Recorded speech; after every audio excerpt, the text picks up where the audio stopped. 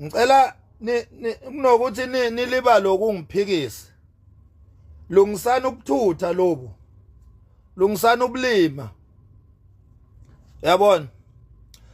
Manje ngizoloni focus ekutheni niphikisane nami nigcine ubulima benu ningasabulungisanga bese ngelinye ilanga mhlawumbe uthola ukuthi mina ngiyakhathala ukulonga ngitshela uthola ukuthi kuzovuka omunye umuntu ozokwenza lo msebenzi engwenzayo ukuthi ngilonge ngitshela nje nginibonisa ubulima kule nkolo yenu.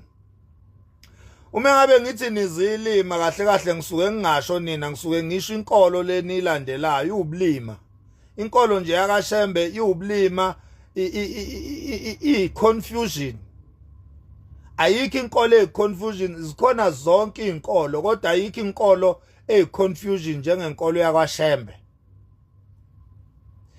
Mina mangabe nginihlaba nginihlikiza ngisuke ngifuna nibone umsangano noma ngathiwa nginitshela rough kodwa kusalayo ngoba anizwa lamakhanda enu ambozwe yihluthu anizwa ingakho nginitshela rough ngoba ngisuke ngilwa nale hluthu zenu khona into engisho izofinyelela emadlebeni ningizwe.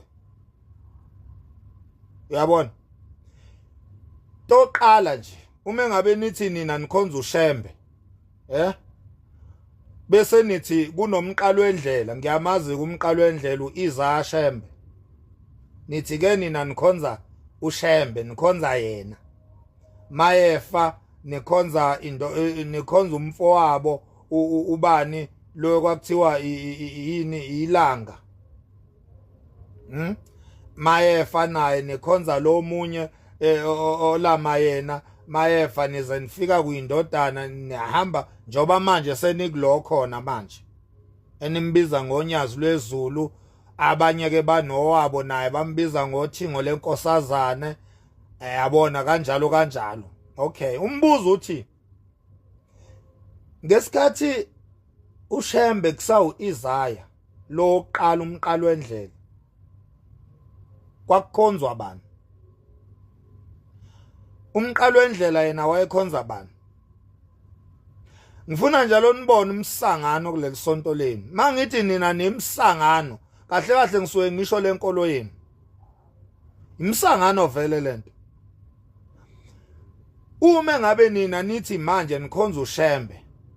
Umbuzo uthi uShembe yena wayekhonza bani?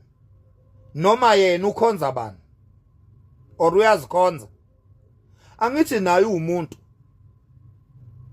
Nawe uyakholwa. Yena ukholwa ubani yena? Ngoba nina nikholwa uye. Yena ukholwa ubani? Bengakabukhona laba, engakafi umqalo wendlela. Wayekhonza bani?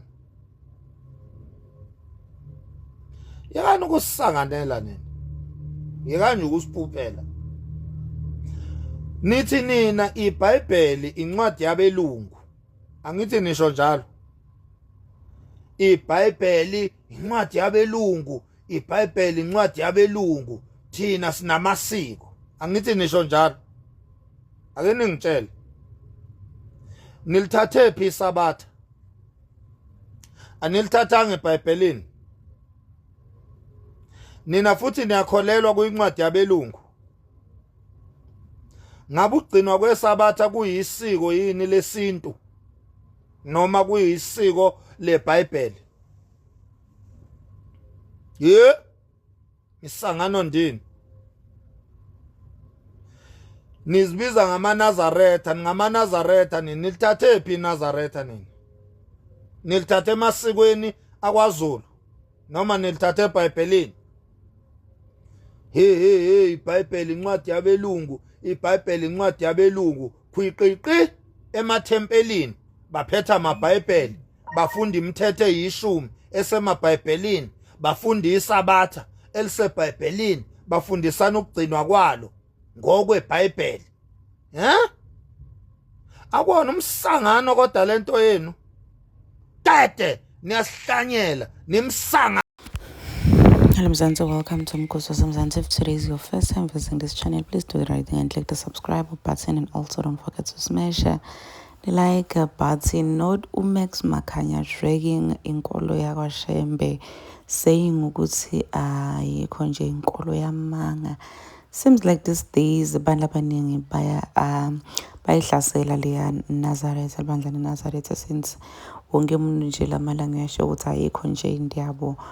Some bavumelana nayo Umax of course because like abantu abayihlangothi lunye njengemanje some bavumelana nayo Umax ukuthi vele into leyikhuluma ku-ingiyo iliqiniso and some asingo ukuthi uyabhetha lo mfana nje akatati ukuthi akhulume ini noTutiqatha anibantu. One thing about Umax Makhanya guys, uyakhuluma nje uyaphosa amagama. He doesn't care, he doesn't think about the consequences yalento into lati khulumako, but uyasho nje ukuthi aqa ayikho nje indzaba yemaNazaretha ayikho nje kolo njena lena yemanga. Please do comment what you think below down in the comment section. Don't forget to hit the notification bell so that you can be notified whenever I upload a new video. This is the end of my video. I am signing out, so goodbye.